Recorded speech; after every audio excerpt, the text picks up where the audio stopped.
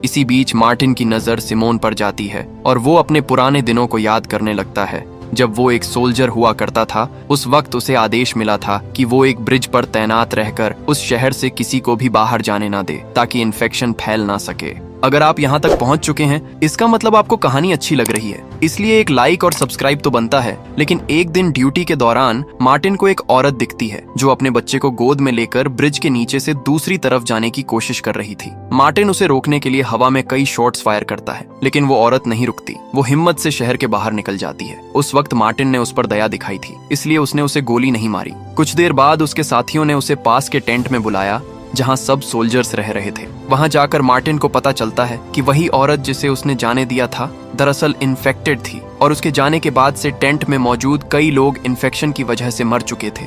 ये सुनकर मार्टिन टूट जाता है। उसके आखिरी साथी की मौत के साथ ही उसका सब्र भी खत्म हो जाता है। उसी पल उसने ठान लिया कि अब वो कभी किसी पर भरोसा नहीं करेगा, चाहे वो किसी भी हालात में क्यों ना हो। अब उसके लिए सर्वाइवल ही सबसे बड़ा नियम था। इतनी बातें याद करने के बाद मार्टिन प्रेजेंट टाइम में वापस आता है और सिमोन की डील को एक्सेप्ट करने से साफ इनकार कर देता है। लेकिन उनके पास खाने का कुछ भी नहीं बचा है और बिना फूड के वो ज्यादा दिन तक सर्वाइव नहीं कर पाएंगे। ये सोचकर आखिरकार मार्टिन को सिमोन की बात माननी पड़ती है। वो सिमोन और रेशमस को आजाद करवाकर अपने साथ बाहर ले जाता है। कई सालों बाद जब सिमोन और रेशमस बंकर से बाहर निकलते हैं तो बाहर की हवा और रोशनी देखकर दोनों के चेहरे पर राहत झलक उठती है।